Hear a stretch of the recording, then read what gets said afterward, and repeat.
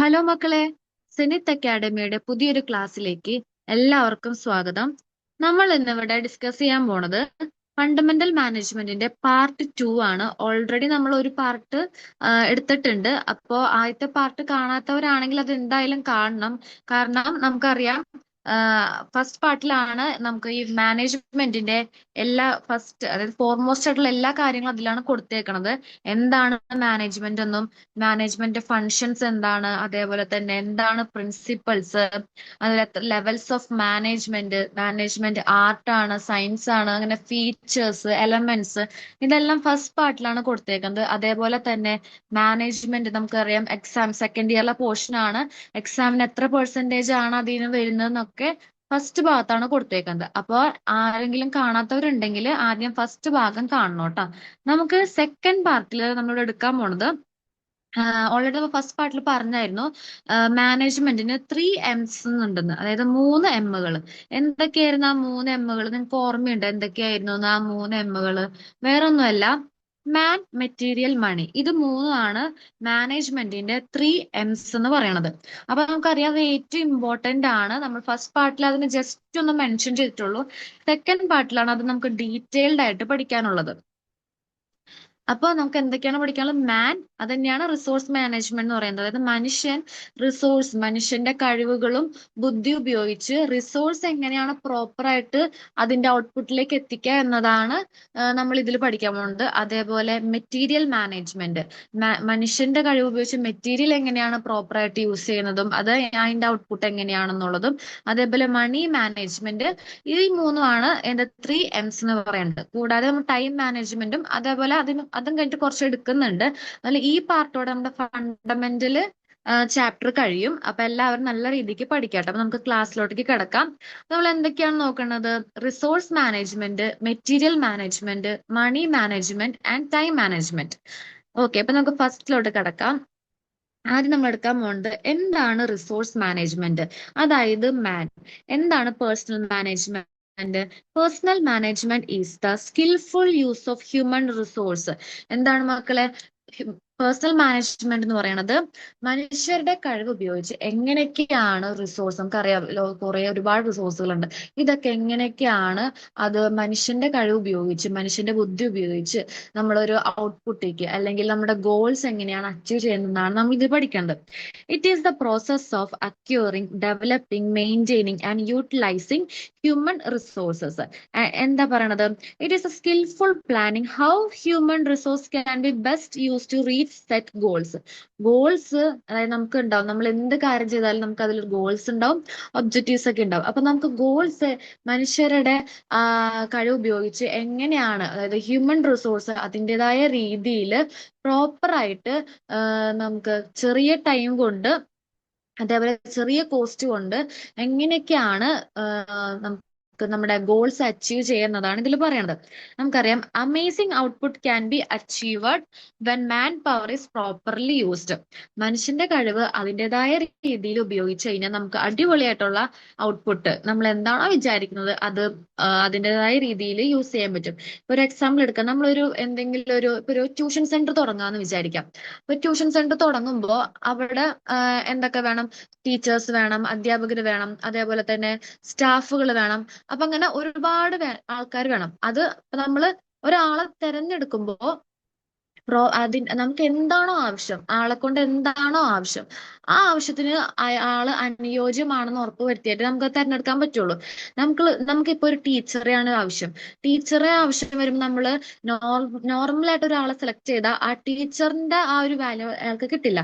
അതേപോലെ നമുക്ക് സ്റ്റാഫിനെയാണ് വേണമെന്നുണ്ടെങ്കിൽ നമുക്ക് എന്താണോ വേണ്ടത് അതിന് യോജ്യമായിട്ടുള്ള മനുഷ്യരെയാണ് അല്ലെങ്കിൽ ആൾക്കാരെയാണ് തെരഞ്ഞെടുക്കേണ്ടത്. അപ്പൊ അതിനൊക്കെ പറ്റിയാണ് ഇതിൽ പറയേണ്ടത്. Used and training and developing capacity and proper motivation. The capital is used by people, goods and service produced by people, sold by people, profit made by people. എന്തൊക്കെയാണ് പറയുന്നത്? മനുഷ്യരെ ഉപയോഗിച്ച് നമ്മൾ ഗുഡ്സ് ആൻഡ് സർവീസ് പ്രൊഡ്യൂസ് ചെയ്യുന്നു, അതേപോലെ തന്നെ അത് വിൽക്കുന്നു, അതേപോലെ തന്നെ അതിന്റെ പ്രോഫിറ്റ് ഒക്കെ എടുക്കുന്നു. ഇതെല്ലാം ആരെ വെച്ചിട്ടാ ചെയ്യുന്നത്?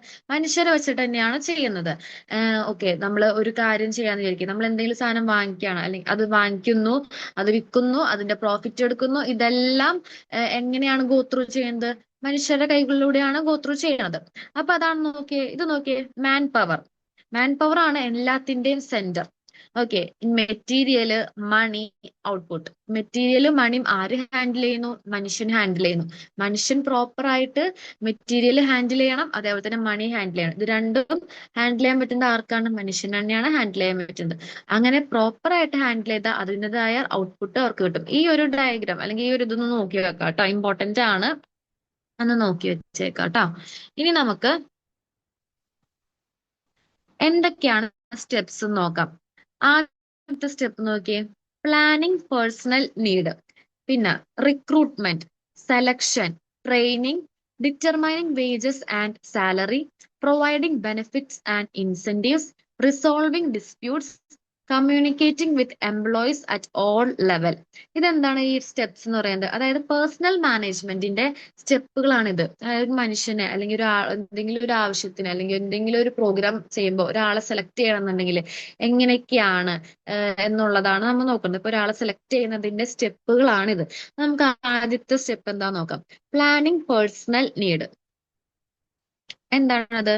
It is a process of assessing man power required, that is the number, the quality, qualification and experience of the people required. It is the first step in personal management. ഞാൻ പറഞ്ഞു ഒരു tuition centre തുടങ്ങാന്ന് വിചാരിക്കും. അവിടെ ആൾക്കാരെ വേണം. അപ്പൊ എന്തൊക്കെ അപ്പൊ അവിടെ ആൾക്കാരെ വേണം നമുക്ക് മനസ്സിലായി. അപ്പൊ നമ്മൾ അതിന് വേണ്ട നമ്പേഴ്സ് മനുഷ്യരെ എടുക്കുന്നു.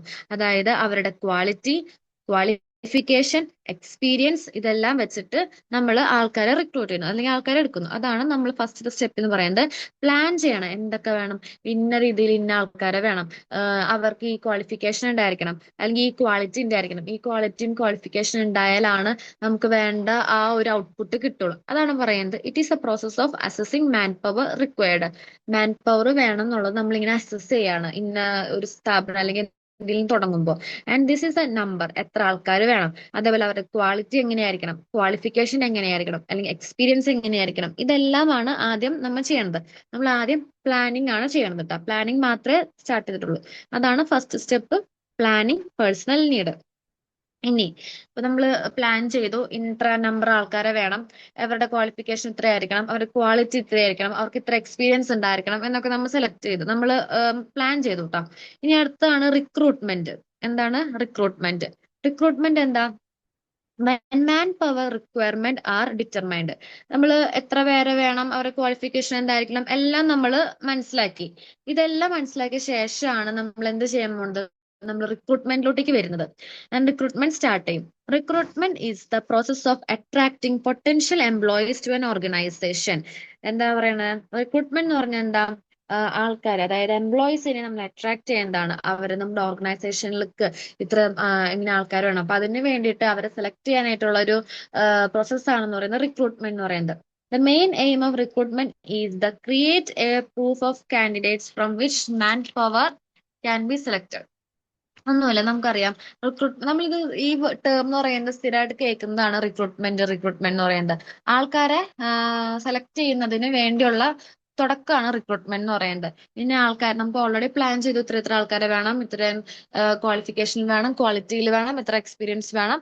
ഇനി അതിന് വേണ്ടിയിട്ട് നമ്മൾ ഒരു എന്തെങ്കിലും ചെയ്യണമല്ലോ, അതാണ് റിക്രൂട്ട്മെന്റ് എന്ന് പറയണത്. ഓക്കെ, ഇനി നമ്മൾ നോക്കിയേ, ഇപ്പൊ ഫസ്റ്റ് പ്ലാനിങ് പേഴ്സണൽ നീഡ്സ് എടുത്തു, റിക്രൂട്ട്മെന്റ് എടുത്തു. ഇനി നമ്മൾ സെലക്ട് ചെയ്യാൻ പോവാണ്, ആൾക്കാരെ നമ്മൾ സെലക്ട് ചെയ്യാൻ പോവാണ് കേട്ടോ, മാനിനെ. Okay, selection.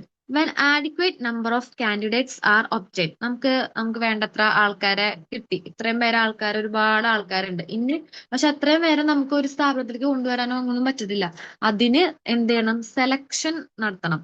When adequate number of candidates are obtained through recruitment, selection process begins. Selection നമ്മൾ തുടങ്ങും. Selection means choosing the best candidates four A job from the available candidates. എന്താണെന്ന് പറയുന്നത്? നമ്മൾ റിക്രൂട്ട്മെന്റ് വഴി ഒരുപാട് ആൾക്കാരെ നമുക്ക് കിട്ടി, നമ്പേഴ്സ് ഓഫ് പീപ്പിൾ കിട്ടി. പക്ഷെ നമുക്ക് അത്രയും പേരെ വെച്ചിട്ട് ചെയ്യാൻ പറ്റില്ല. നമുക്ക് ആവശ്യമുള്ളവരെ മാത്രമേ നമുക്ക് സെലക്ട് ചെയ്യാനായിട്ട് പറ്റുള്ളൂ. അങ്ങനെ വരുമ്പോൾ നമ്മൾ എന്ത് ചെയ്യണം? സെലക്ഷൻ പ്രോസസ്സ് നടത്തണം. നമുക്ക് ആരൊക്കെയാണോ വേണ്ടത്, എന്തിനൊക്കെയാണോ വേണ്ടത് എന്നുള്ള രീതിക്ക് ബെസ്റ്റ് നമ്മൾ ചൂസ് ചെയ്യുമ്പോൾ ഏറ്റവും ബെസ്റ്റ് തന്നെ ചൂസ് ചെയ്യണം. അതിനാണ് സെലക്ഷൻ ചെയ്യേണ്ടത്. അപ്പൊ സെലക്ഷൻ എന്ന് പറയുമ്പോൾ നമുക്ക് എങ്ങനെയൊക്കെ നമുക്ക് അറിയാം. ഒന്നില്ലെങ്കിൽ ഇന്റർവ്യൂ ആവാം, അല്ലെങ്കിൽ ഫിസിക്കൽ ഫിറ്റ്നസ് ആവാം, നമുക്ക് അല്ലെങ്കിൽ ഇപ്പൊ പറയണ പോലെ എന്തെങ്കിലും എക്സാമുകൾ വഴിയാവാം. അങ്ങനെ ഒരുപാട് കാര്യങ്ങളുണ്ട് ഈ സെലക്ഷനിൽ വരുന്നത്. പിന്നെ ഇതൊക്കെ ഔട്ട്സൈഡ് സെലക്ഷൻ ആണ്. അതായത് പുറത്തുനിന്ന് എടുക്കുകയാണെങ്കിൽ നമ്മൾ എങ്ങനെയാ ഏതെങ്കിലും ഒരു എക്സാം വഴി, അല്ലെങ്കിൽ ഇന്റർവ്യൂ, ഫിസിക്കൽ ഫിറ്റ്നസോ അല്ലെങ്കിൽ എക്സാമിനേഷനോ, അതൊക്കെ. ഇനിയിപ്പോ ഓൾറെഡി ഒരു സ്ഥാപനത്തിൽ വർക്ക് ചെയ്യണവരാണെന്ന് വിചാരിക്കും, അവർക്ക് എങ്ങനെയൊക്കെ ആയിരിക്കും. ഒന്നില്ലെങ്കിൽ അവര് ട്രാൻസ്ഫർ അല്ലെങ്കിൽ പ്രൊമോഷൻ, ഇതൊക്കെ സെലക്ഷന്റെ ഭാഗമായിട്ടുള്ളതാണ്. അപ്പൊ അതൊക്കെ ഒന്ന് നോട്ട് ചെയ്യട്ടെ. അപ്പൊ ആദ്യം എന്തായിരുന്നു നമ്മൾ നോക്കിയത്? പ്ലാൻ ചെയ്തു നമ്മൾ എത്ര ആൾക്കാരെ വേണം, അവരുടെ ക്വാളിറ്റി, ക്വാളിഫിക്കേഷൻ, എക്സ്പീരിയൻസ് ഒക്കെ വെച്ചിട്ട് ഇത്ര ആൾക്കാരെങ്കിലും വേണം എന്നുള്ളത് നമ്മൾ പ്ലാൻ ചെയ്തു. അതിനുവേണ്ടി നമ്മൾ റിക്രൂട്ട്മെന്റ് നടത്തി. അപ്പൊ നമുക്ക് ഒരുപാട് ആൾക്കാരെ കിട്ടി. ഇനി അതിൽ നിന്നും നമ്മൾ കുറച്ചു പേരെ സെലക്ട് ചെയ്തു. ഓക്കെ. ഇനി മൂന്നാമത്തെയാണ് ട്രെയിനിങ്. നാലാമത്തെയാണ് ട്രെയിനിങ് എന്ന് പറയുന്നത്. ഓക്കെ. ട്രെയിനിങ് എന്ന് പറഞ്ഞാൽ എന്താ? Training is a process four increasing the knowledge and skills of people. നമ്മൾ ഇത്രയും പേരൊക്കെ നമ്മൾ സെലക്ട് ചെയ്തു. ഇനി അവർ ചുമ്മാ സെലക്ട് ചെയ്തോടെ വെച്ചാൽ മതിയോ? കാര്യമില്ല. അവർക്ക് വേണ്ട ട്രെയിനിങ്ങും കാര്യങ്ങളും കൊടുക്കണം. പണി എന്താണോ അവരെ പഠിപ്പിക്കണം. അങ്ങനെ അവരെ ട്രെയിൻ ചെയ്ത് നമുക്ക് എന്താണോ വേണ്ടത് അതിലോട്ടേക്ക് എത്തിക്കണം. അത് നമ്മുടെ ഉത്തരവാദിത്തമാണ്. ആരാണോ സ്ഥാപനം അല്ലെങ്കിൽ എന്താണോ തുടങ്ങുന്ന ആളുടെ ഉത്തരവാദിത്തമാണ് കാൻഡിഡേറ്റ്സിനെ ട്രെയിൻ ചെയ്ത് എടുക്കുക എന്നുള്ളത്. എങ്ങനെയൊക്കെ ട്രെയിൻ ചെയ്ത പ്രോപ്പർ ആയിട്ടുള്ള നോളജും സ്കിൽസും കാര്യങ്ങളും ഒക്കെ പറഞ്ഞു കൊടുത്ത്, പർട്ടിക്കുലർ ആയിട്ടുള്ള ജോബിന് വേണ്ടി ഇന്ന ജോബിന് ഇന്നൊക്കെ കാര്യങ്ങൾ ചെയ്യണം, ഇതൊക്കെയാണ് അതിന്റെ ഇതൊക്കെയാണ് അതിന്റെ ജോബുകൾ, കാര്യങ്ങളൊക്കെയാണ് അതിന്റെ പണികൾ എന്നൊക്കെ നമ്മൾ പറഞ്ഞു കൊടുക്കണം. പക്ഷെ ട്രെയിനിങ് നമുക്ക് രണ്ട് ടൈപ്പ് ട്രെയിനിങ് ഉണ്ട്. എന്തൊക്കെയാണ്? ഒന്ന് ഓറിയന്റേഷൻ ട്രെയിനിങ് ഉണ്ട്. Orientation and in service training. Orientation training എന്താന്ന് നോക്കാം. It is a training given to new employees. നമുക്കറിയാം ഓറിയന്റേഷൻ ട്രെയിനിങ് എന്ന് പറഞ്ഞു കഴിഞ്ഞാൽ ഒരു ഫ്രഷേഴ്സിന് കൊടുക്കുന്നതാണ് ഓറിയന്റേഷൻ ട്രെയിനിങ്. പുതിയൊരാള് വന്നേക്കാ. അപ്പൊ ആൾക്ക് ഒരു പരിചയം ഉണ്ടാവില്ല. അതായത് എന്താണ് സ്ഥാപനം എന്താന്നൊക്കെ അറിയാം, കാര്യങ്ങൾ നോർമൽ ആയിട്ടുള്ള ജനറലൈസ്ഡ് ആയിട്ടുള്ള കാര്യങ്ങളൊക്കെ അറിയാൻ പറ്റും. അല്ലാണ്ട് അതിലുപരി അവർക്ക് ആ ജോബിനെ പറ്റി ഒന്നും തന്നെ അറിയുന്നുണ്ടാവില്ല. അപ്പൊ അങ്ങനെ വരുമ്പോ എന്ത് ചെയ്യണം? നമ്മൾ ട്രെയിൻ ചെയ്യണം. അതാണ് it is a training given to new employees. അവിടുത്തെ റൂൾസ് എന്തൊക്കെയാണ്, റെഗുലേഷൻസ് എന്തൊക്കെയാണ്, വർക്കിംഗ് അവർ എത്രയാണ്, എന്താണ് വർക്ക്, ആ ഒരു എൻവിയോൺമെന്റും കാര്യങ്ങളൊക്കെ അവർക്ക് പറഞ്ഞു കൊടുക്കണം. ഇനി ഇൻ സർവീസ് ട്രെയിനിങ് എന്താന്ന് വെച്ച് കഴിഞ്ഞാൽ ഓൾറെഡി വർക്ക് ചെയ്യുന്ന എംപ്ലോയിക്ക് പുതിയൊരു അടുത്തൊരു ലെവലിലോട്ടേക്ക് പോകുമ്പോൾ അല്ലെങ്കിൽ അടുത്തൊരു പുതിയൊരു കാര്യങ്ങൾ പറഞ്ഞു കൊടുക്കുന്നതാണ് ഇൻ സർവീസ് ട്രെയിനിങ്. ട്രെയിനിങ്ങിലുള്ള ആൾക്ക്, അതായത് ആ ജോലിയിൽ ഓൾറെഡി ഉണ്ട്, ഇയാൾ അടുത്തൊരു പ്രൊമോഷനോ അല്ലെങ്കിൽ അടുത്തൊരു ലെവലിലേക്ക് എത്തുമ്പോൾ ആ ഒരു പുതിയ ജോബിനെ പറ്റിയുള്ള കാര്യങ്ങൾ ജസ്റ്റ് പറഞ്ഞു കൊടുക്കുക. ജനറലൈസ് ആയിട്ടുള്ള കാര്യങ്ങൾ അപ്ഡേറ്റ് ചെയ്യുക. കറന്റ് കാര്യങ്ങൾ എന്തൊക്കെയാണ് ഫീൽഡിൽ വരുന്ന പുതിയ പുതിയ കാര്യങ്ങൾ, അതൊക്കെ അപ്ഡേഷൻ നടത്തുക. അതാണ് ഇൻ സർവീസ് ട്രെയിനിങ് എന്ന് പറയുന്നത്. അപ്പൊ നമ്മൾ എന്തൊക്കെ ഇപ്പൊ പഠിച്ചു? നമ്മൾ ഓൾറെഡി പ്ലാൻ ചെയ്തു. പ്ലാൻ ചെയ്ത ശേഷം നമ്മൾ എത്ര കാൻഡിഡേറ്റ്സ് വേണം എന്നുള്ളതിന് നമ്മൾ പ്ലാൻ ചെയ്തു. അവർക്ക് വേണ്ട റിക്രൂട്ട്മെന്റ്സ് നടത്തി. ദെൻ സെലക്ഷൻ, നമ്മൾ ആൾക്കാരെ സെലക്ട് ചെയ്തു. നമ്മൾ അവർക്ക് വേണ്ട കൊടുത്തു ട്രെയിനിങ് കൊടുത്തു. ഇനിയാണ് ഡിറ്റർമൈനിങ് വേജസ് ആൻഡ് സാലറീസ്. നമുക്ക് ഇതെല്ലാം അവർക്ക് ചെയ്തു കൊടുത്തു. ഇനി നമുക്ക് അവർക്ക് വേണ്ട സാലറിയും അതേപോലെ വേജസ് എന്താന്ന് വെച്ചാൽ അവർക്ക് കൊടുക്കണമല്ലോ.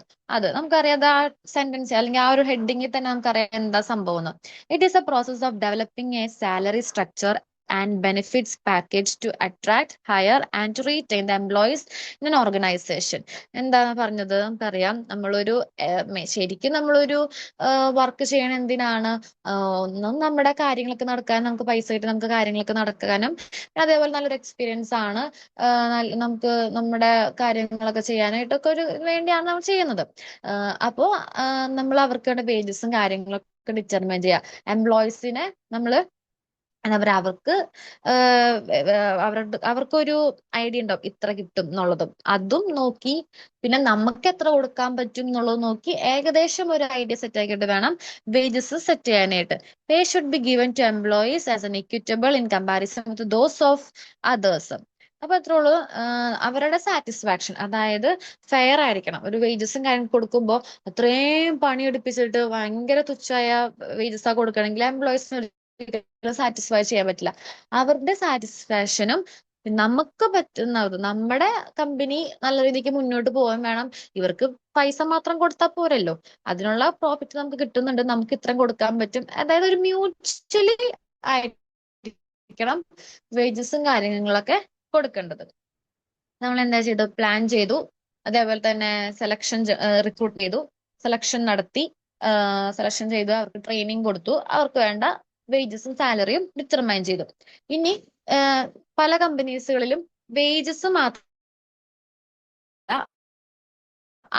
അവർക്ക് ബെനിഫിറ്റ്സും ഇൻസെന്റീവ്സും ഒക്കെ and employees in an organisation. അവർക്ക് എംപ്ലോയീസിൽ ഒരു എന്താ പറയാ, ഒരു കമ്പനിയിലെ അല്ലെങ്കിൽ ഒരു ഓർഗനൈസേഷനിലെ എംപ്ലോയീസിന്റെ അട്രാക്ട് ചെയ്യാനായിട്ടൊക്കെ ഉള്ള ഒരു ഇതാണ് ബെനിഫിറ്റ്സും ഇൻസെന്റീവ്സ്. നിങ്ങൾ ഇങ്ങനെ ചെയ്ത് കഴിഞ്ഞാൽ നിങ്ങൾക്ക് ഇത്രയും ബെനിഫിറ്റ്സ് ആണ്, അല്ലെങ്കിൽ ഇപ്പൊ ഒരു എംപ്ലോയീസ് ഒരു ഇതിൽ ഇത്രയും ടാർഗറ്റ് ഉണ്ട്, ഇത്രയും ടാർഗറ്റ് നിങ്ങൾ കംപ്ലീറ്റ് ചെയ്ത് കഴിഞ്ഞാൽ നിങ്ങൾക്ക് ഇത്ര എമൗണ്ട് കിട്ടും, ഇത്ര ഇൻസെന്റീവ്സ് ആണ് അങ്ങനെ ചെയ്യുന്നത്. അതുവഴി കമ്പനിക്കും ലാഭം, അതേപോലെ തന്നെ ഇവർക്കും ലാഭം.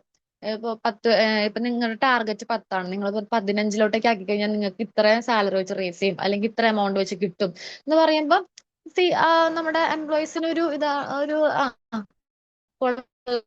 എന്നുള്ളൊരു സെറ്റപ്പ് വരും. അതേപോലെ തന്നെ കമ്പനിക്കും ലാഭം.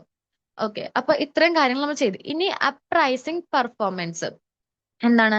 Appraisal evolve verifying the present performance with the set standard. അതായത് വേറൊന്നുമല്ല, നമ്മള് ഓൾറെഡി മുന്നേ ഈ വർക്ക് സെറ്റ് ചെയ്തിട്ടുണ്ടാവും, അത് വെച്ചിട്ടൊന്ന് കമ്പയർ ചെയ്യുന്നതാണ്. ഇപ്പൊ പുതിയ ആൾ ഇത് എങ്ങനെയാണ് ചെയ്തത്, കഴിഞ്ഞ ഇത് വെച്ചിട്ട് എന്താണ് അപ്ഡേറ്റഡ് ആണോ, അല്ലെങ്കിൽ അതേപോലെ തന്നെയാണോ, അതിനേക്കാളും മേലെയാണോ ചെയ്യുന്നത്. അപ്പൊ കഴിഞ്ഞ വർക്കിനെ വെച്ചിട്ട് ഈ വർക്ക് ഒന്ന് കമ്പയർ ചെയ്ത് നോക്കുന്നതാണ്.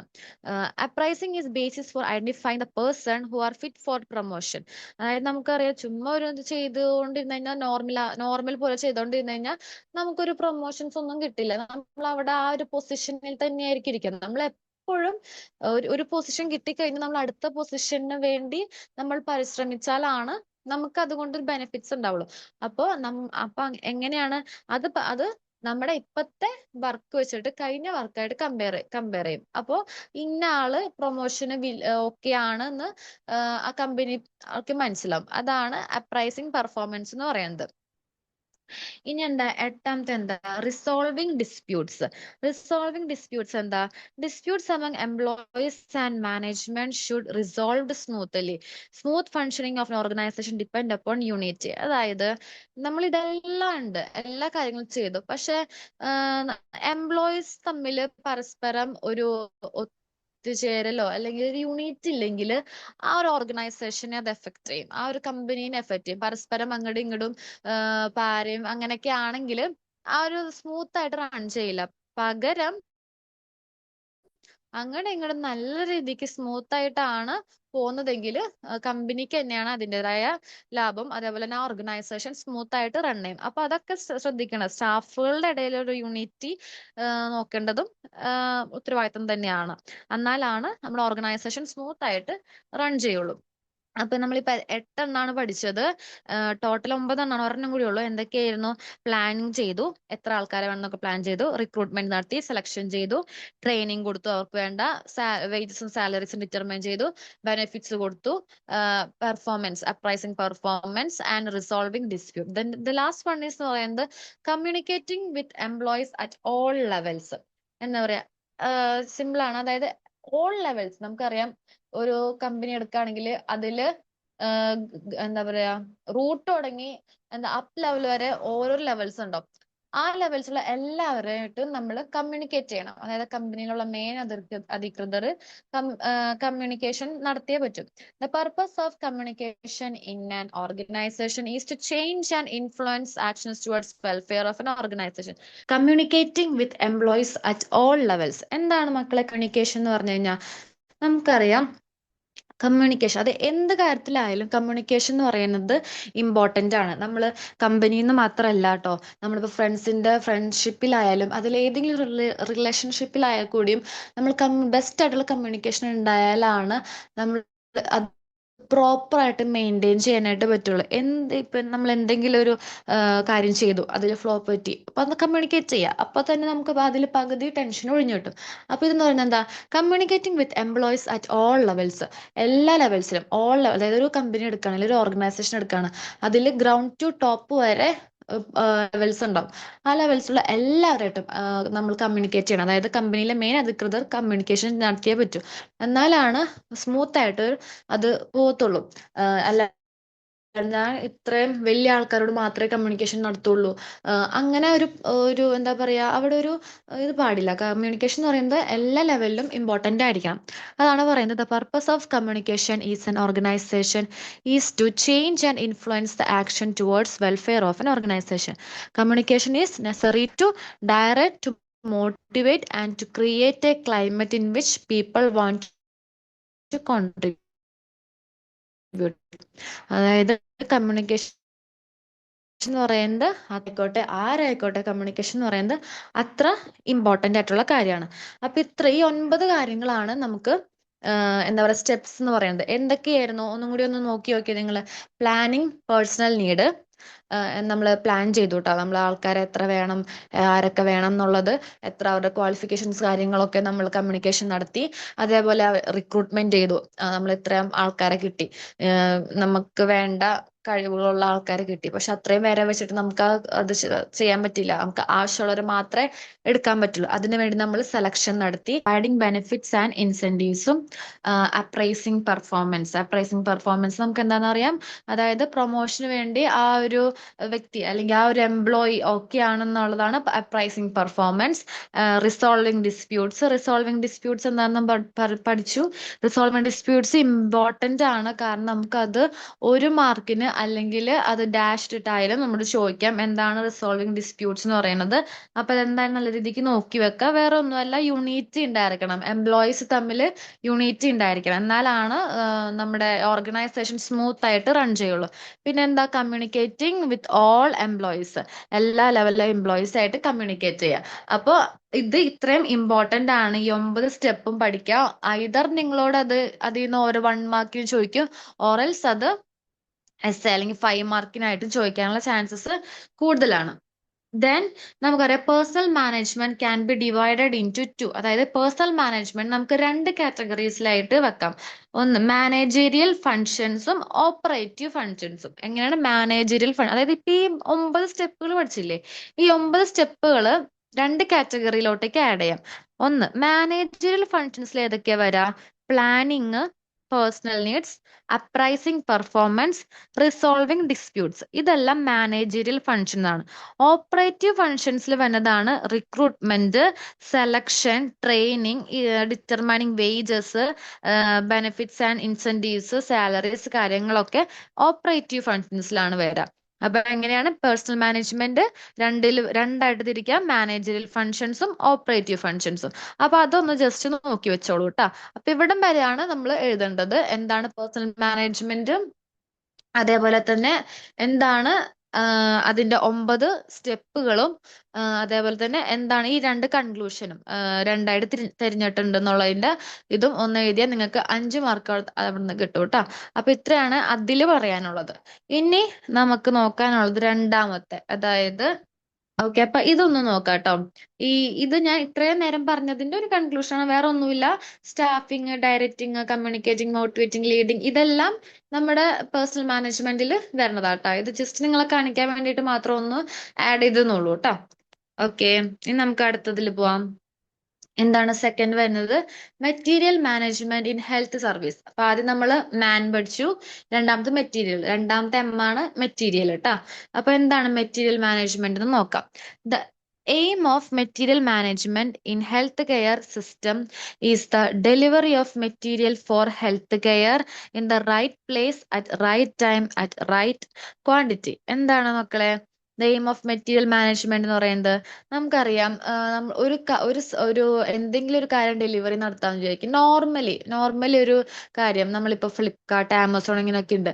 അപ്പൊ അതില് അവര് ഡെലിവറി ബോയ് കറക്റ്റ് ആയിട്ട് നമുക്ക് എത്തിച്ചു തരും അല്ലേ? കറക്റ്റ് ടൈമില് നമുക്ക് ഓൾറെഡി മെസ്സേജസ് ഒക്കെ വരും, ഇന്ന ടൈമിൽ എത്തൂട്ടോ, അപ്പൊ ഉണ്ടാവണം. അപ്പൊ ഇന്ന കറക്റ്റ് ടൈമിൽ കറക്റ്റ് സാധനം കറക്റ്റ് സ്ഥലത്ത് എത്തിക്കുക, ഇതാണ് മെറ്റീരിയൽ മാനേജ്മെന്റ് എന്ന് പറയുന്നത്. അതുപോലെ ഹെൽത്ത് സർവീസിലായാലും കറക്റ്റ് സാധനം കറക്റ്റ് ടൈമിൽ കറക്റ്റ് ക്വാണ്ടിറ്റിയിൽ എത്തിക്കുക എന്നതാണ് മെറ്റീരിയൽ മാനേജ്മെന്റിൽ പറയണത്.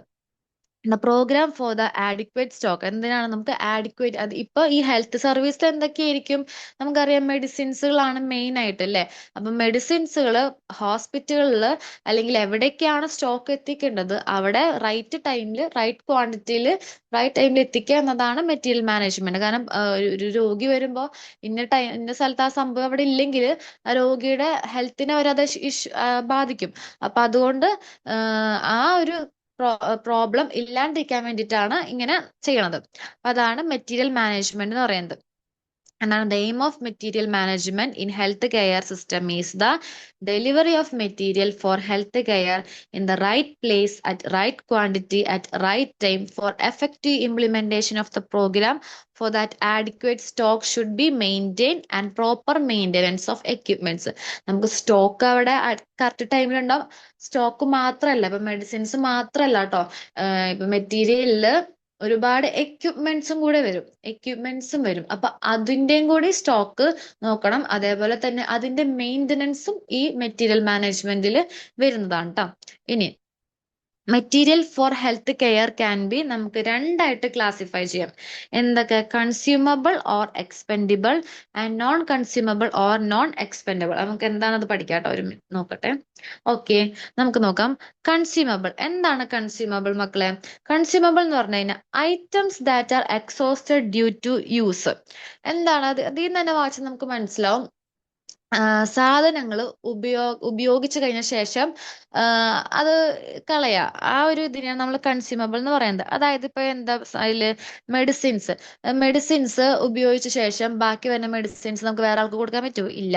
അത് നമുക്ക് അത് കളഞ്ഞേ പറ്റൂ, അല്ലെങ്കിൽ അതിനെ പ്രോപ്പർ ആയിട്ട് ഡിസ്പോസ് ചെയ്തേ പറ്റൂ. അതേപോലെ വാക്സിൻ ഒരാൾക്ക് പകുതി കുത്തി വെച്ചിട്ട് ഇനി ബാക്കി പകുതി മറ്റൊരാൾക്ക് ചെയ്യാൻ പറ്റൂ? ഇല്ല. അത് നമ്മൾക്ക് മാറ്റിയേ പറ്റൂ, അല്ലെങ്കിൽ അതിൽ നിന്ന് അസുഖങ്ങൾ വരാനുള്ള ചാൻസസ് കൂടുതലാണ്. അപ്പൊ അതുകൊണ്ട് പ്രോപ്പർ ആയിട്ട് അത് ഡിസ്പോസ് ചെയ്തേ പറ്റൂ. അതേപോലെ തന്നെ ഐറ്റംസ് ക്ലീൻ ചെയ്യുന്ന കാര്യങ്ങളൊക്കെ ആയാലും ഉപയോഗശൂന്യമായിട്ടുള്ള കാര്യങ്ങളൊക്കെ ആണെങ്കിൽ അത് മാറ്റിയേ പറ്റൂ. രണ്ടാമത് ഉപയോഗിക്കാൻ പറ്റാത്തതാണെങ്കിൽ അത് അതിൻ്റെതായ പ്രോപ്പർ ആയിട്ടുള്ള ഡിസ്പോസൽ നടത്തി അത് മാറ്റണം. അതാണ് എന്ത്? കൺസ്യൂമബിൾ എന്ന് പറയണത്. ഇനി എന്താ? Non consumable. എന്താ? നോൺ കൺസ്യൂമബിൾ എന്ന് പറഞ്ഞു കഴിഞ്ഞാൽ materials that last for several years. വർഷങ്ങളോളം അത് അവിടെ തന്നെ ഉണ്ടാവും. Are called non consumable. വർഷങ്ങളോളം നീണ്ടു നിൽക്കുന്നതാണ് നോൺ കൺസ്യൂമബിൾ. അതിന് പ്രോപ്പർ ആയിട്ടുള്ള കെയറും മെയിൻ്റനൻസും കൊടുത്തു കഴിഞ്ഞു കഴിഞ്ഞാൽ അത് വർഷങ്ങളോളം അവിടെ നിൽക്കും. എന്തൊക്കെയാണ് മക്കളെ? ഫർണിച്ചേഴ്സ് ഉണ്ടാവും, ഹോസ്പിറ്റലിൽ ഫർണിച്ചേഴ്സ് ഉണ്ടാവില്ലേ? അതേപോലെ വെഹിക്കിൾസ് ഉണ്ടാവും. ഹോസ്പിറ്റലിലായാലും ഹെൽത്ത് കെയറിലായാലും വെഹിക്കിൾസ് ഇമ്പോർട്ടന്റ് ആണ്. ആംബുലൻസ് ഒക്കെ ആയാലും അതിനത് പ്രോപ്പർ ആയിട്ടുള്ള മെയിൻ്റനൻസും കെയറും കാര്യങ്ങളും കൊടുത്തു കഴിഞ്ഞാൽ വർഷങ്ങളോളം അത് നിൽക്കും. അത്രേ ഉള്ളൂ നോൺ കൺസ്യൂമബിൾ. കൺസ്യൂമബിൾ എന്താണെന്ന് നോക്കി, നോൺ കൺസ്യൂമബിൾ എന്താണെന്ന് നോക്കി. ഇനി the main procedures or step for material management. ഇനി മെറ്റീരിയൽ മാനേജ്മെന്റിന്റെ സ്റ്റെപ്പുകളാണ്. നമ്മൾ ഓൾറെഡി എന്തിന്റെ സ്റ്റെപ്പാണ് നോക്കിയത്? മാനിന്റെ സ്റ്റെപ്പ് നമ്മൾ നോക്കി, അല്ലെങ്കിൽ പേഴ്സണൽ മാനേജ്മെന്റിന്റെ സ്റ്റെപ്സ് നോക്കി. ഇനി അടുത്തത് മെറ്റീരിയൽസിന്റെ സ്റ്റെപ്സുകൾ നോക്കണം. നമുക്ക് ഓരോന്നാക്കി നോക്കാട്ടോ. എന്തൊക്കെയാണ്? Ordering, storing, issuing, controlling and maintenance. ഇതിൽ 4 ഉള്ളൂ. എളുപ്പമാണ് കേട്ടോ. നമുക്ക് നോക്കാം. Okay, the first one is ordering. Ordering എന്താ? Obtaining materials from higher authority, store, shop, etc. എന്താണ്? നമ്മൾ ഓർഡർ ചെയ്യാട്ടോ. നമുക്ക് വേണ്ട, അതായത് നമ്മുടെ ഹെൽത്ത് കെയറിന് വേണ്ട ഐറ്റംസുകൾ എന്തൊക്കെയാണെന്നുള്ളത് നമ്മൾ സ്റ്റോറിൽ നിന്നോ ഷോപ്പിൽ നിന്നോ അല്ലെങ്കിൽ ഹയർ അതോറിറ്റിയിൽ നിന്ന് നമ്മൾ അത് ഓർഡർ ചെയ്യാണ്. ഇതിനെയാണ് ഓർഡറിംഗ് എന്ന് പറയുന്നത്. The list of requirement is prepared from the knowledge of past use and estimate of the present use. Cost of estimate are made and orders are placed.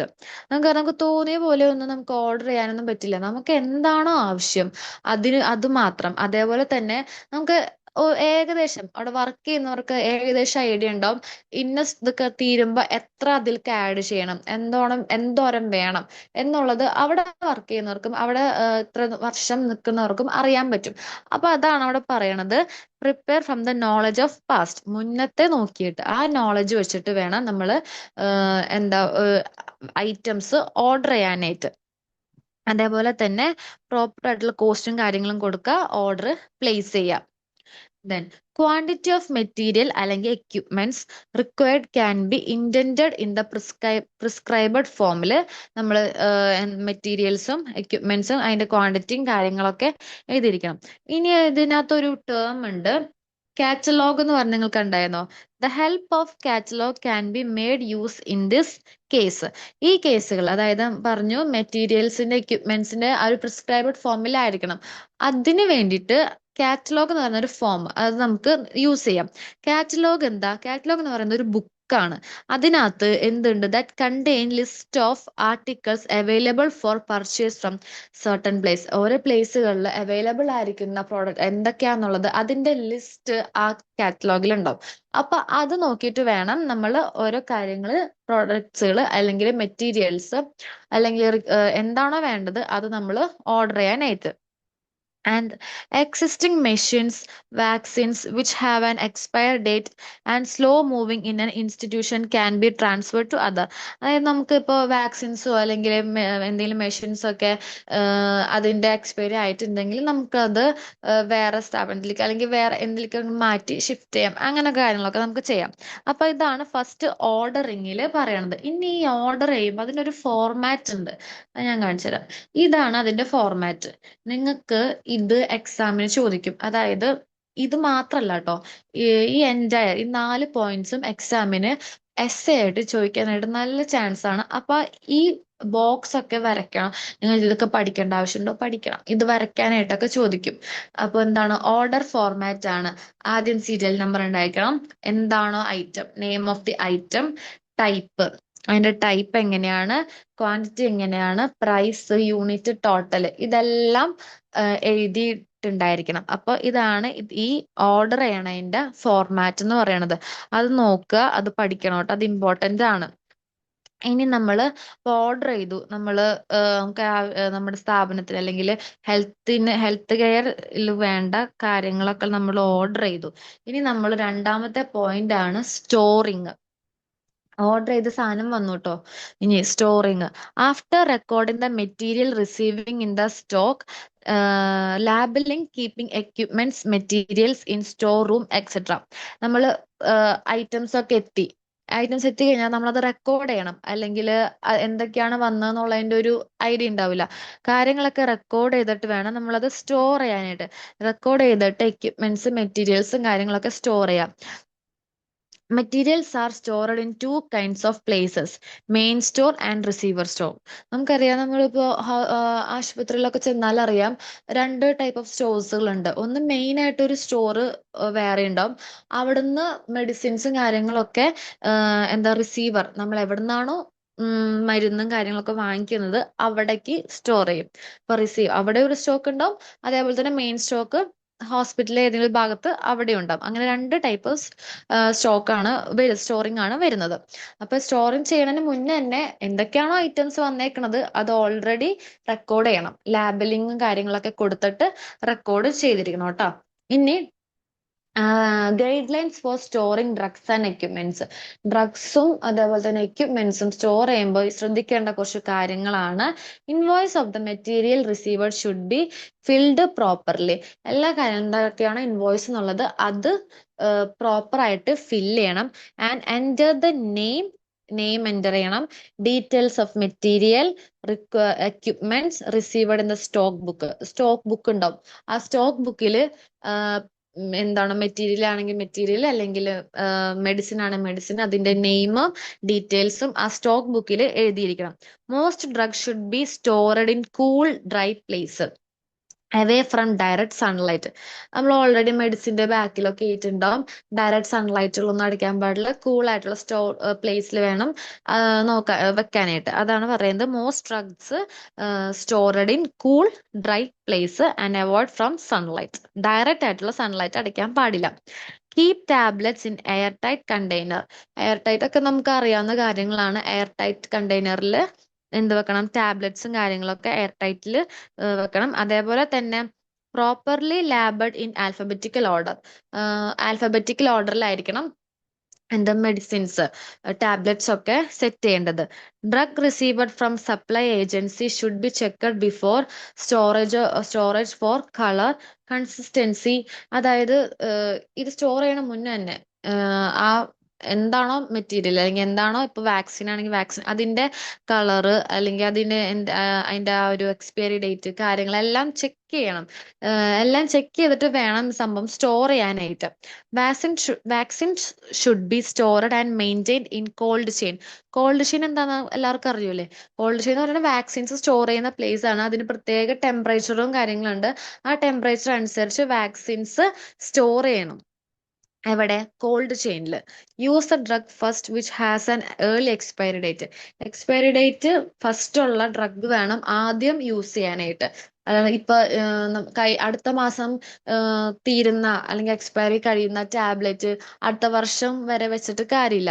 അപ്പൊ അടുത്ത വർഷം വരെ ടൈമുള്ള ടാബ്ലറ്റ് ഇപ്പൊ യൂസ് ചെയ്യണതിലും അർത്ഥമില്ല. അപ്പൊ അതുകൊണ്ട് നമ്മൾ കുറച്ചും കൂടെ പ്ലാൻ ചെയ്തിട്ട് വേണം ഇതൊക്കെ ചെയ്യാനായിട്ട്. ഇനി സ്റ്റോറിങ് ഓഫ് എക്യുപ്മെന്റ്സ്. അപ്പൊ ഇത്രയും നേരം നമ്മൾ പറഞ്ഞത് മെഡിസിൻസ് അല്ലെങ്കിൽ വാക്സിൻസ് അതൊക്കെ സ്റ്റോർ ചെയ്യണ കാര്യങ്ങളാണ്. ഇനി എക്യുപ്മെന്റ്സ് ആണെങ്കിലോ, check the working of equipments before taking into stock. അറിയാം നമുക്ക് എക്യുപ്മെന്റ്സ് വർക്കിംഗ് ആണോ എന്നൊക്കെ ചെക്ക് ചെയ്യുക.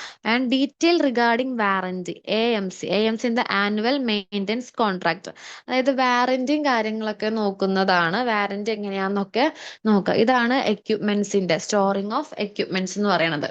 അപ്പൊ നമ്മൾ എന്തൊക്കെ സ്റ്റോർ ചെയ്യണതാണെന്ന്, ഡ്രഗ്സ് സ്റ്റോർ ചെയ്യണതിന്റെ ഇമ്പോർട്ടൻസ് ആയിട്ടുള്ള കാര്യങ്ങൾ നോക്കി. അതേപോലെ തന്നെ എക്യുപ്മെന്റ്സ് സ്റ്റോർ ചെയ്യണതിന്റെ ഇമ്പോർട്ടൻസ് ആയിട്ടുള്ള ഗൈഡ് ലൈൻസ് നോക്കി. ഇനി ഫോർമാറ്റ്. നമ്മൾ മുന്നേ ഇതിന്റെ ഫോർമാറ്റാ നോക്കിയത്, ഓർഡറിങ്ങിന് ഒരു ഫോർമാറ്റ് നോക്കിയായിരുന്നില്ലേ? അതേപോലെ തന്നെയാണ് നമുക്ക് സ്റ്റോറിങ്ങിനും ഒരു ഫോർമാറ്റ് ഉണ്ട്. അതാണ് ഈ ഫോർമാറ്റ്. എന്തൊക്കെയാണ് അതിൽ വരുന്നത്? സീരിയൽ നമ്പർ വരുന്നുണ്ട്. And invoice number and date of receipt, name of item, quantity, expiry date, cost of item, name and address of the supplier. അപ്പൊ ഇത്രയാണ് ഡ്രഗ്സ് സ്റ്റോർ ചെയ്യണതിന്റെ എന്തെന്ന് പറയണത്, ഫോർമാറ്റ് എന്ന് പറയുന്നത്. അപ്പൊ ഇതെല്ലാം ഒന്ന് പഠിച്ചു വെക്കണം കേട്ടോ. ഇനി നമുക്ക് ഡ്രഗ്സ് മാത്രമല്ല, നമുക്ക് എക്യുപ്മെന്റ്സ് സ്റ്റോർ ചെയ്യണതിനും ഒരു ഫോർമാറ്റ് ഉണ്ട്. അതെന്തൊക്കെയാണെന്ന് നോക്കാം. സീരിയൽ നമ്പർ ആദ്യത, invoice number and date of receipt, name of equipments, quantity, details of warranty, name and address of supplier, name of warranty, name, address, phone contact personnel. ഇത്രയാണ് നമുക്ക് എന്ത് format of storing equipments store ചെയ്യാനായിട്ടുള്ളതിന്റെ format. വേറെ ഒന്നുമില്ല. Name, ആളുടെ പേര്, quantity, അതിന്റെ warranty, ആരാണോ സപ്ലൈ ചെയ്തത് അവരുടെ ഡീറ്റെയിൽസ്, അവരിലുള്ള വാറന്റി, ഇതെല്ലാമാണ് എക്യുപ്മെന്റ്സ് സ്റ്റോർ ചെയ്യാനായിട്ടുള്ള ഫോർമാറ്റ് എന്ന് പറയുന്നത്. ഇനി നമ്മൾ ആദ്യം നമ്മൾ എന്ത് പഠിച്ചു? First foremost thing is ordering. Order ചെയ്ത സാധനം വന്നു, ഐറ്റംസ് വന്നു, അത് നമ്മൾ സ്റ്റോർ ചെയ്ത ശേഷം എന്ത് വന്നു? നമ്മൾ എന്തൊക്കെ സ്റ്റോർ ചെയ്തു? ഡ്രഗ്സും സ്റ്റോർ ചെയ്തു, അതേപോലെ തന്നെ എക്യുപ്മെന്റ്സും സ്റ്റോർ ചെയ്തു കേട്ടോ. ഇനി നമുക്ക് മൂന്നാമത് ഇഷ്യൂയിങ് മെറ്റീരിയൽ. ഇതിങ്ങനെ സ്റ്റോർ ചെയ്ത് വെച്ചാൽ മാത്രം മതിയാ? സാധനം വാങ്ങിച്ചു വെച്ച് എടുത്ത് വെച്ചിട്ട് കാര്യമുണ്ട്, ഇത് കൊടുക്കണ്ടേ നമുക്ക്? Issuing materials and equipments. നമ്മൾ ഇനി എക്യുപ്മെന്റ്സും അതേപോലെ തന്നെ മെറ്റീരിയൽസും കൊടുക്കാം കേട്ടോ. അപ്പൊ അതിലെങ്ങനെയാ? It is the process of giving the materials, equipments to the required personnel as per request. തോന്നിയ ആൾക്കാർക്ക് കൊടുക്കാൻ പറ്റുമോ? കുറച്ച് പാരസെറ്റമോൾ വേണം അല്ലെങ്കിൽ കുറച്ച് ആന്റിബയോട്ടിക്സ് വേണം എന്നൊക്കെ പറഞ്ഞിട്ട് ആൾക്കാർ വന്നു കഴിഞ്ഞാൽ കൊടുക്കാൻ പറ്റുമോ? പറ്റില്ല. എങ്ങനെയാണ് റൈറ്റ് ആൾക്കാർക്ക്, അതായത് ആവശ്യക്കാരാരാണോ അവർക്കാണ് നമ്മൾ ഇതൊക്കെ പ്രൊവൈഡ് ചെയ്യേണ്ടത്.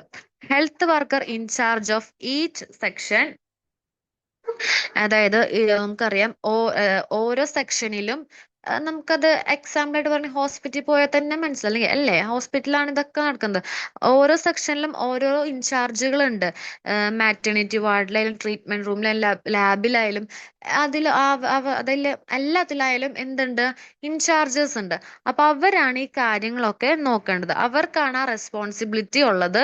മെറ്റീരിയൽസും എക്യുപ്മെന്റ്സും അവരുടെ കൺട്രോളിലായിരിക്കും. ആവശ്യക്കാരാരാണോ ആ റൈറ്റ് പേഴ്സൺ ആയിരിക്കണം നമ്മൾ ഈ മെറ്റീരിയൽസ് ആയാലും ഡ്രഗ്സ് ഒക്കെ ആയാലും പ്രൊവൈഡ് ചെയ്യേണ്ടത്. ഇനി നമുക്ക് കുറച്ച് പോയിന്റ്സ് നമുക്ക് നോക്കാം. Issue should be made only on the basis of request. അതായത് റിക്വസ്റ്റിനനുസരിച്ച് ആവശ്യക്കാർക്ക് മാത്രമേ എന്ത് കൊടുക്കാൻ പറ്റുള്ളൂ, നമ്മൾ ഈ സാധനങ്ങൾ പ്രൊവൈഡ് ചെയ്യാനായിട്ട് കൊടുക്കാൻ പറ്റുള്ളൂ. The person who signs the issue register take care of the material received. Issue should be recorded in the issue register. ആർക്കാണ് കൊടുത്തത് അതൊക്കെ നമ്മൾ റെക്കോർഡ് ചെയ്യണം. എല്ലാ കാര്യങ്ങളും, കാരണം മെഡിസിൻസ് ആണ് അല്ലെങ്കിൽ എക്യുപ്മെന്റ്സ് ആണ്, അത് തോന്നിയ പോലെ ഒന്നും എടുത്തു കൊടുക്കാനോ വാങ്ങിക്കാനോ ഒന്നും പറ്റില്ല. എല്ലാത്തിനും പ്രോപ്പർ ആയിട്ടുള്ള എന്ത് വേണം? റിപ്പോർട്ടും അല്ലെങ്കിൽ റെക്കോർഡും കാര്യങ്ങളൊക്കെ വേണം. ഇനി ഇതിനും ഒരു ഫോർമാറ്റ് ഉണ്ട്. ഇനി ഫോർമാറ്റ് ഓഫ് ഇഷ്യൂ രജിസ്റ്റർ, ഇതിനും ഒരു ഫോർമാറ്റ് ഉണ്ട്. എന്താ? ആദ്യം നമ്പർ, ഡേറ്റ് ഓഫ് റിക്വസ്റ്റ്, നമ്മൾ റിക്വസ്റ്റ് ചെയ്യണം എന്ന് പറഞ്ഞു, അതിന്റെ ഡേറ്റ്, ഈ ഐറ്റംസ് ഇഷ്യൂഡ്, ഐറ്റംസ് നമ്മൾ ഇഷ്യൂ ചെയ്തു അത് നോക്കണം, ഡേറ്റ് എന്നാണ് ഡേറ്റ് നോക്കണം, ആർക്ക് കൊടുത്തു, അവരുടെ സിഗ്നേച്ചർ, റിസീവറിന്റെ സിഗ്നേച്ചർ, ഇതും എന്ത് വേണം? ചെയ്യണം. ഇതിനും ഫോർമാറ്റ് ഉണ്ട്. അപ്പൊ നമ്മൾ 3 ഫോർമാറ്റുകൾ പഠിച്ചു. ഈ 3 ഫോർമാറ്റും ഇമ്പോർട്ടന്റ് ആണ്. അപ്പോൾ ഇഷ്യൂയിങ് മെറ്റീരിയൽസ് ആൻഡ് എക്യുപ്മെന്റ്സിന്റെ ഫോർമാറ്റ് ആണ് ഇത്. ഇത് ഒന്ന് വായിച്ചു നോക്കാം കേട്ടോ. ഇനി ലാസ്റ്റ് 4ാമത്തെ ആണ് എന്ത്? Controlling and maintenance. അപ്പൊ ആദ്യം നമ്മള് നമ്മുടെ എക്യുപ്മെന്റ്സും മെറ്റീരിയലും ഓർഡർ ചെയ്തു, അത് വന്ന് നമ്മൾ അതിനെ സ്റ്റോർ ചെയ്തു, ആൻഡ് ആവശ്യക്കാർക്ക് അത് കൊടുത്തു, ഇഷ്യൂ ചെയ്തു. ഇനി കൺട്രോളിങ് ആൻഡ് മെയിൻ്റനൻസ് അതെന്താന്ന് നമുക്ക് നോക്കാം. This process involves controlling the use of consumables and proper maintenance and require of non-consumable item. അതായത് എന്താ പറയാ, നമുക്കിപ്പോ ഈ ഐറ്റംസും കാര്യങ്ങളൊക്കെ പ്രോപ്പർ ആയിട്ട് മെയിൻറ്റെയിൻ ചെയ്യണം, പ്രോപ്പർ ആയിട്ട് കൺട്രോൾ ചെയ്യണം. Non consumable materials or equipments need to be maintain in good working conditions. അതായത് ഇപ്പോ നമ്മുടെ ഇപ്പൊ ഞാൻ പറയാം മെറ്റീരിയൽസും കാര്യങ്ങളൊക്കെ അതൊക്കെ പ്രോപ്പർ ആയിട്ട് മെയിൻറ്റെയിൻ ചെയ്യണം. മെയിൻറ്റെയിൻ ചെയ്താലാണ് നമുക്കത് ബാക്കിയുള്ളവർക്ക് കൊടുക്കാനായിട്ട് പറ്റുള്ളൂ. സാധനം കൊണ്ടുവന്ന് വെച്ചിട്ട് അത് അവിടെ തന്നെ വെച്ചിട്ട് അതിനെ മൈൻഡ് ചെയ്യാണ്ട് പോയി കഴിഞ്ഞ് കഴിഞ്ഞാൽ അത് അവിടെ എന്തൊക്കെ പറ്റും നമുക്കൊരു ഐഡിയ ഉണ്ടാവില്ല. അപ്പൊ അതുകൊണ്ട് മെറ്റീരിയൽസ് ആയാലും ഐ മീൻ എക്യുപ്മെന്റ്സ് ആയാലും അതിൻ്റെതായ മെയിൻ്റെനൻസ് കൊടുക്കേണ്ട ടൈമിൽ കൊടുക്കണം. അതിന് പ്രത്യേക സ്റ്റാഫുകൾക്ക് നിയമനം കൊടുക്കുക. അതായത് ആരാണോ സ്റ്റാഫ് അവിടെ ഏൽപ്പിച്ചേക്കണേ ആ സ്റ്റാഫിനാണ് അതിന്റെ ഉത്തരവാദിത്തം, ആ എക്യുപ്മെന്റ്സും കാര്യങ്ങളും. അപ്പൊ convince staff that importance of keeping the equipments.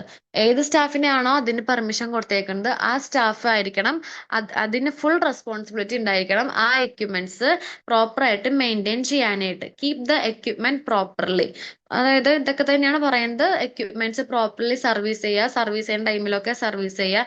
Any repair അല്ലെങ്കിൽ എന്തെങ്കിലും പ്രോബ്ലംസും കാര്യങ്ങളൊക്കെ ഉണ്ടെങ്കിൽ നേരത്തെ തന്നെ അറിയിക്കുക. If any equipments is found irreparable it should be recommended. അതായത് എന്തെങ്കിലും റിപ്പയർ ചെയ്യാനുണ്ട് അല്ലെങ്കിൽ എങ്ങനെയെങ്കിലൊക്കെ ഉണ്ടെങ്കിൽ അതൊക്കെ കറക്റ്റ് ടൈമിൽ തന്നെ ചെയ്യുക. ഇപ്പൊ ഒരു എക്സാമ്പിൾ എടുക്കുകയാണെങ്കിൽ എന്തെങ്കിലും ഒരു വെഹിക്കിൾ ആണെന്ന് വിചാരിക്കും, ആംബുലൻസ് ആണ്. അപ്പൊ ആംബുലൻസ് ആണെങ്കിൽ എന്തെങ്കിലും അതിന് മെയിൻ്റനൻസ് ഉണ്ടെങ്കിൽ ആ രോഗി അതിൽ കിടക്കുമ്പോഴല്ല പറയേണ്ടത്, അതിന് ഉത്തരവാദിത്തമുള്ള ആൾക്കാർ അതിലുണ്ടാവുമല്ലോ. മുന്നേ തന്നെ പറയണം ഇന്ന റിപ്പയർമെന്റ് അതിനുണ്ട് എന്നാലാണ് വണ്ടി ഓടുള്ളൂ എന്നുള്ള കാര്യം നേരത്തെ തന്നെ അറിയിക്കണം. അല്ലാണ്ട് രോഗി അതിൻ്റെ ഉള്ളിൽ കയറിയിട്ട് ടയർ പഞ്ചറാണെന്നും പറഞ്ഞിട്ട് എന്നിട്ട് കാര്യമുണ്ടോ? ഇല്ല. അപ്പൊ അത്രയും നമ്മൾ ശ്രദ്ധയോടെ ആയിരിക്കണം ഹെൽത്ത് കെയർ മേഖലയിലെ ഓരോ കാര്യങ്ങൾ ചെയ്യേണ്ടത്. അപ്പൊ ഇത്രയാണ് നമ്മൾ 4 കാര്യങ്ങളാണ് മെറ്റീരിയൽസിനെ പറ്റി പഠിച്ചത്. എന്തൊക്കെയാണ് മെറ്റീരിയൽസ്? 4 കാര്യങ്ങൾ. ഒന്ന് ഓർഡറിങ്, 2 ഇഷ്യൂയിങ്, മൂന്ന് storing, issuing and controlling and maintenance. അപ്പൊ ഇത്ര 4 എണ്ണമാണ്. പിന്നെ നമുക്ക് ഇതിലൊരു ടേം ഉണ്ട്, ഇൻവെന്ററി എന്ന് പറഞ്ഞത്. അതും കൂടി ഒന്ന് നോക്കാം. എന്താണ് inventory? It contain list of items present in an institution. അതായത് ഒന്നുമില്ല, ഒരു ഇൻസ്റ്റിറ്റ്യൂഷനിൽ എന്തൊക്കെയാണോ ഉള്ളത്, ഐറ്റംസ് എന്തൊക്കെയാണോ ഉള്ളത്, അതിന്റെ ലിസ്റ്റ്. ഇന്ന ഇൻസ്റ്റിറ്റ്യൂഷനിൽ ഇന്ന സാധനങ്ങളൊക്കെ ഉണ്ട്, അതിന്റെ ഒരു ലിസ്റ്റ് ആണ് ഇൻവെന്ററി എന്ന് പറയുന്നത്. Inventory is a list of items that are kept in a certain place and inventory is used to check the stock equipments which are in use. അപ്പൊ ഇൻവെന്ററി എന്ന് പറയുന്നത് ഒരു ഇൻസ്റ്റിറ്റ്യൂഷനിൽ എന്തൊക്കെയുണ്ടോ അതിന്റെ ഒക്കെ ഒരു ലിസ്റ്റ് ആണ് ഇൻവെന്ററി. അത് എവിടേക്കാണെന്നുള്ളതിന്റെയും ലിസ്റ്റ് ആയിരിക്കും, അത് എത്രത്തോളം യൂസ് ചെയ്തെന്നുള്ളതിന്റെ ഒരു ലിസ്റ്റ് ആണ് ഇൻവെന്ററി എന്ന് പറയുന്നത്. ഓക്കെ, അപ്പൊ ഇത്രയാണ് നമുക്ക് എന്തിൽ പഠിക്കാനുള്ളത്? നമ്മുടെ രണ്ടാമത്തെ മെറ്റീരിയൽ മാനേജ്മെന്റിൽ പഠിക്കാനുള്ളത്. ഒന്നും കൂടെ നമുക്ക് നോക്കാം. എന്താണ് മക്കളെ മെറ്റീരിയൽ മാനേജ്മെന്റ് എന്ന് പറയണത്? ഒന്നും കൂടി നമുക്ക് നോക്കാം കേട്ടോ. Material management. അപ്പൊ ഓക്കെ, മെറ്റീരിയൽ മാനേജ്മെന്റില് 4 കാര്യങ്ങൾ എന്തൊക്കെയാണ് പഠിച്ചത്? ഓർഡറിങ് പഠിച്ചു, സ്റ്റോറിങ് പഠിച്ചു, ഇഷ്യൂയിങ് പഠിച്ചു, കൺട്രോളിങ് പഠിച്ചു. ഓർഡറിങ് എന്ന് പറഞ്ഞു കഴിഞ്ഞാൽ എന്താ? നമ്മുടെ ആ ഒരു ഇൻസ്റ്റിറ്റ്യൂഷന് വേണ്ട എന്തൊക്കെയാണുള്ളത് അത് നമ്മൾ പ്രോപ്പർ ആയിട്ടുള്ള നോക്കിയിട്ട് ഓർഡർ ചെയ്യുക. അതിനൊരു ഫോർമാറ്റ് പഠിച്ചു, ഇമ്പോർട്ടന്റ് ആണ് ഫോർമാറ്റ് നോക്കുക. ദെൻ സ്റ്റോറിങ് പഠിച്ചു, നമ്മൾ ഓർഡർ ചെയ്ത് വന്ന ഐറ്റംസ്, ഡ്രഗ്സ് ആണ് ഡ്രഗ്സ്, എക്യുപ്മെന്റ്സ് ആണ് എക്യുപ്മെന്റ്സ്, അത് പ്രോപ്പർ ആയിട്ട് സ്റ്റോർ ചെയ്യുക, അതിന്റെ ഗൈഡ് ലൈൻസ് നോക്കുക. ഇനി അതിന്റെ ഒരു ഫോർമാറ്റ് ഉണ്ട്, ആ ഫോർമാറ്റ് അനുസരിച്ചായിരിക്കണം ഇതെല്ലാം സ്റ്റോർ ചെയ്യേണ്ടത്. ഇനി അത് 2 എണ്ണം ഉണ്ട്, ഒന്ന് സ്റ്റോറിങ് ഡ്രഗ്സും പിന്നെ ഒന്ന് സ്റ്റോറിങ് എക്യുപ്മെന്റ്സും. പിന്നെ ഇഷ്യൂയിങ് മെറ്റീരിയൽസ് ഇഷ്യൂ ചെയ്യണതിന്റെ കാര്യം, നമ്മൾ വാങ്ങിച്ചുകൊണ്ടുവന്ന അല്ലെങ്കിൽ നമ്മൾ ഓർഡർ ചെയ്ത് കൊണ്ടുവന്ന നമ്മൾ സ്റ്റോർ ചെയ്ത ഐറ്റംസ് റൈറ്റ് പേഴ്സൺ, അത് ഇമ്പോർട്ടന്റ് ആണ്, റൈറ്റ് പേഴ്സൺ, അതായത് ആർക്കാണോ അവർ റിക്വസ്റ്റ് ചെയ്തത് ആ ആൾക്കായിരിക്കണം കൊടുക്കേണ്ടത്. തോന്നിയ പോലെയൊന്നും കൊടുക്കാനൊന്നും പാടില്ല. അതിനും ഒരു ഫോർമാറ്റ് ഉണ്ട്, ഇതാണ് ആ ഫോർമാറ്റ്. ഇനി കൺട്രോളിങ് ആൻഡ് മെയിൻ്റനൻസ് എന്താ നമുക്കറിയാം, പ്രോപ്പർ ആയിട്ട് എക്യുപ്മെന്റ്സ് കാര്യങ്ങളൊക്കെ കറക്റ്റ് ടൈമിൽ റിപ്പയർ ചെയ്യുക, മെയിൻറ്റെയിൻ ചെയ്യുക. അതിന് അനുയോജ്യമായ ആൾക്കാർ അവിടെ ഉണ്ടാവും, ആ ആൾക്കാർക്കാണ് ഫുൾ റെസ്പോൺസിബിലിറ്റി ഉണ്ടാവുന്നത് ഇത് മെയിൻറ്റെയിൻ ചെയ്യാനായിട്ടുള്ളത് കേട്ടോ. ഇൻവെന്ററി എന്താണ്? ഇതേ scope of material management, material planning, control, purchasing, inventory, quality, time management, ഇതൊന്ന് ജസ്റ്റ് ഒന്ന് ആഡ് ചെയ്തെന്നുള്ളൂ, ജസ്റ്റ് ഒന്ന് വായിച്ചു നോക്കാനായിട്ട്. ആ ഫസ്റ്റ് പറഞ്ഞ കാര്യങ്ങളൊക്കെ ഇല്ലേ, ഇതൊക്കെ നിങ്ങൾക്ക് 5 മാർക്കിനും ചോദിക്കാം, 10 മാർക്കിനും ചോദിക്കാം. അങ്ങനെ ഓർഡറിങ് മാത്രമായിട്ട് 2 മാർക്കിന് ചോദിക്കാം, സ്റ്റോറിങ് 2 മാർക്കിന് ചോദിക്കാം. അങ്ങനെ നമുക്ക് എങ്ങനെ വേണമെങ്കിലും ക്വസ്റ്റ്യൻസുകൾ വരാം. എന്തായാലും ഒരു ഓവറോൾ നിങ്ങൾ ഇത് പഠിച്ചിരിക്കണം. അപ്പൊ ഇതൊക്കെ കുറച്ച് ക്വസ്റ്റ്യൻസ് ഒക്കെയാണ്. അപ്പൊ ഇതെല്ലാം ജസ്റ്റ് ഒന്ന് വായിച്ചു നോക്കാം കേട്ടോ. ഇതൊക്കെ ഇമ്പോർട്ടന്റ് ആണ്. Dash the skilful use of human resources എന്നാൽ skilful use of human resource അല്ലെ. അതേപോലെ when man power requirements are determine, എന്തു തുടങ്ങും എന്നുള്ളത്. Dash involve verify the present performance with respect standard, എന്താണ് റിസോൾവിംഗ് ഡിസ്പ്യൂട്ട്. ഇതെല്ലാം നമ്മൾ ഫസ്റ്റത്തെ ആ ഒരു ഇതില് ഫസ്റ്റ് ആൻഡ് ഫോർമോസ്റ്റിൽ നോക്കിയതാണ്. അതൊക്കെ ഒന്ന് വായിച്ചു നോക്കാം, അപ്പൊ നമുക്ക് ആ ഒരു ഐഡിയ കിട്ടും. ഞാൻ പറഞ്ഞ റിസോൾവിംഗ് ഡിസ്പ്യൂട്ട്സ് ഇമ്പോർട്ടന്റ് ആണ്, അത് നിങ്ങൾ എന്തായാലും നോക്കണം കേട്ടോ. ഇനി എന്താണ് സ്റ്റെപ്സ് ഓഫ് റിസോഴ്സ് മാനേജ്മെന്റിന്റെ സ്റ്റെപ്സും കാര്യങ്ങളും നമ്മൾ ഓൾറെഡി മുന്നേ ഡിസ്കസ് ചെയ്തു. എന്തൊക്കെയാണ്? ഒരു 9 സ്റ്റെപ്പുകൾ ഉണ്ട്, അതിൽ ഓരോരോ കാര്യങ്ങളുണ്ട്, അത് നോക്കുക. എന്താണ് ഓർഡറിംഗ് എന്നുള്ളത് നോക്കുക, ഇൻവെന്ററി എന്താന്നുള്ളത് നോക്കുക. പിന്നെ റിസോഴ്സ് മാനേജ്മെന്റ്, മെറ്റീരിയൽ മാനേജ്മെന്റിന്റെ എസ്സേകളും എസ്സേ വരും എന്ന് പറഞ്ഞു. ഒന്നില്ലെങ്കിൽ 5 മാർക്കിന് വരും, അല്ലെങ്കിൽ 10 മാർക്കിന് വരും. ഇതൊക്കെ ഡിപ്പെൻസ് ആണ്. അപ്പൊ ഇതെല്ലാം നിങ്ങൾ വായിച്ച് മനസ്സിലാക്കി പഠിക്കണം കേട്ടോ. ഇനി ഇനി നമുക്ക് മണി മാനേജ്മെന്റ് നോക്കാം. എന്താണ് മക്കളെ മണി മാനേജ്മെന്റ്? നമ്മളിപ്പം 2 എംസ് പഠിച്ചു കഴിഞ്ഞു. ഒന്ന് ദെൻ മെറ്റീരിയൽ, അപ്പൊ 2 എം കഴിഞ്ഞു. ഇനി മൂന്നാമത്തെ എം ആണ് മണി മാനേജ്മെന്റ്. ഓക്കെ, നമുക്ക് മണി മാനേജ്മെന്റ് നോക്കാട്ടോ. Managing money means gaining control over spending of money. അതായത് നമുക്ക് പൈസ എങ്ങനെയൊക്കെയാണ് പ്രോപ്പർ ആയിട്ട് മെയിൻറ്റെയിൻ ചെയ്യേണ്ടത്. അങ്ങനെ തോന്നിയ പോലെ ഒന്നും നമുക്ക് ചെയ്യാൻ പറ്റില്ല. എങ്ങനെ സ്പെൻഡിങ് മണി എന്ന് പറയുന്നത് അതിലൊരു കൺട്രോൾ ഉണ്ടായിരിക്കണം. എത്രത്തോളം മണി സ്പെൻഡ് ചെയ്യുന്നോ അതിൽ ആ സ്പെൻഡ് ചെയ്യുന്ന മണിക്ക് ഒരു കൺട്രോൾ വേണം. Effective money management occur when the objectives are achieved with minimum effort and cost. അതായത് നമ്മളിപ്പോ എന്തെങ്കിലും ഒരു കാര്യം ചെയ്യാന്ന് വിചാരിക്കും, ആ അതില് പൈസ ഒരുപാട് സ്പെൻഡ് ചെയ്തിട്ട് അതിന്റെ കോസ്റ്റ് അല്ലെങ്കിൽ അതിന്റെ ഇത് ചെയ്തിട്ട് കാര്യമില്ല. കുറച്ച് മിനിമം മണിയിൽ മാക്സിമം ഔട്ട്പുട്ട് ഉണ്ടാക്കുക. അതാണ് നമുക്ക് മണി മാനേജ്മെന്റിൽ പഠിക്കേണ്ടത്. അപ്പൊ managing money in health care is complex. അറിയാം, ഹെൽത്ത് കെയറിൽ പൈസ മാനേജ് ചെയ്യണത് ഒരു കോംപ്ലക്സ് ആയിട്ടുള്ളതാണ്. കോംപ്ലക്സ് മാത്രല്ല, അത് റെസ്പോൺസിബിലിറ്റി ആണ്. റെസ്പോൺസിബിലിറ്റി കൂടുതലാണ് ഹെൽത്ത് കെയർ മേഖലയിൽ. A health worker has little responsibility in spending money. Health വർക്കറിന് എന്തുണ്ടായിരിക്കണം? മണി സ്പെൻഡ് ചെയ്യണതില് റെസ്പോൺസിബിലിറ്റി കൂടുതലായിരിക്കും ഹെൽത്ത് മേഖലയിൽ ട്ടാ. അപ്പൊ ഇനി നോക്കാം നമുക്ക് money management. There are two types of money. എന്തൊക്കെയാണ്? നമുക്ക് ടു ടൈപ്സ് ഓഫ് മണി ഉണ്ട്. Visible money and non invisible money. Visible money ഉണ്ട് ആൻഡ് ഇൻവിസിബിൾ മണി ഉണ്ട്. There are two types of money. Visible money എന്ന് പറഞ്ഞാൽ എന്താ? Petty cash എന്നൊക്കെ കേട്ടിട്ടില്ലേ? അതായത് മണി ഈസ് സീൻ. നമ്മളെപ്പോഴും പൈസ ഹാൻഡിൽ ചെയ്യുന്ന മണികളാണ് എന്ത്? വിസിബിൾ മണി എന്ന് പറയുന്നത്. അതായത് പെറ്റി ക്യാഷ്, നമ്മൾ ക്യാഷ് റിസീവ് ചെയ്യുന്നത് അത് ഡയറക്റ്റ് കാണുന്നതാണ് എന്ത്? വിസിബിൾ മണി എന്ന് പറയുന്നത്. ഇൻവിസിബിൾ മണി എന്ന് പറഞ്ഞു കഴിഞ്ഞാൽ ഇപ്പോ ചെക്ക്, ഇതൊക്കെ ഇൻവിസിബിൾ മണിയാണ്. മണി നമുക്ക് കാണാനോ ഹാൻഡിൽ ചെയ്യാനോ പറ്റില്ല. അതൊരു പേപ്പർ അല്ലെങ്കിൽ പേപ്പർ ക്രെഡിറ്റ് ആയിരിക്കും. Even is allowance of allocations of fund ആയിരിക്കും. ആൻഡ് അതിന് ഒരു ഫോർമോസ്റ്റ് എക്സാമ്പിൾ പറയുകയാണെങ്കിൽ ചെക്ക് ആണ് അതിന്റെ എക്സാമ്പിൾ. അപ്പൊ വിസിബിൾ മണി എന്ന് പറഞ്ഞാൽ പെറ്റി ക്യാഷ്, അല്ലെങ്കിൽ ഇൻവിസിബിൾ മണി എന്ന് പറഞ്ഞു കഴിഞ്ഞാൽ അതിന്റെ എക്സാമ്പിൾ ആണ് എന്ത്? ചെക്ക്. ഇനി ഫിനാൻസ് എന്താണ് മക്കളെ? ഫിനാൻസ് എന്ന് പറഞ്ഞു കഴിഞ്ഞാൽ it is an art of raising and spending money. എന്താണ് ഫിനാൻസ് എന്ന് പറഞ്ഞു കഴിഞ്ഞാൽ? ആർട്ട് ഓഫ് റേസിംഗ്, പൈസ റേസ് ചെയ്യുക, അതേപോലെ തന്നെ പൈസ സ്പെൻഡ് ചെയ്യുക, അതിനെ പറ്റിയുള്ളതാണ് ഫിനാൻസ് എന്ന് പറയുന്നത്.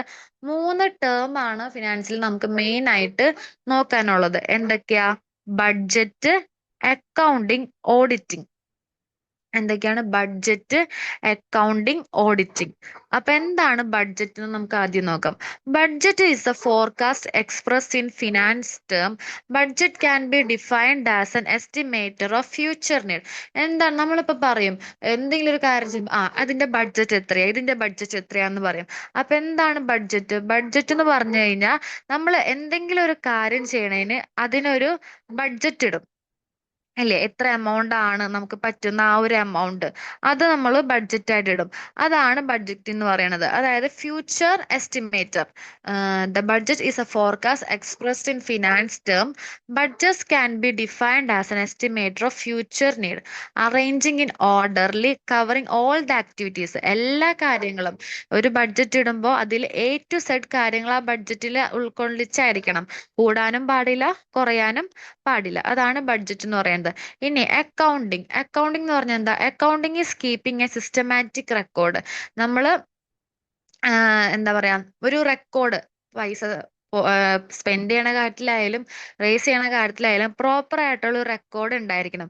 അതാണ് accounting is keeping a systemic record of financial ട്രാൻസാക്ഷൻസിന്റെ റെക്കോർഡും കാര്യങ്ങളും പ്രോപ്പർ ആയിട്ട് ഉണ്ടായിരിക്കണം. അതാണ് അക്കൗണ്ടിങ് എന്ന് പറയുന്നത്. ഇനി എന്താണ് ഓഡിറ്റിംഗ് എന്ന് പറഞ്ഞാൽ എന്താ? It is a process of ensuring whether the expenditure of the fund allocated has been done after observing the rules and regulations.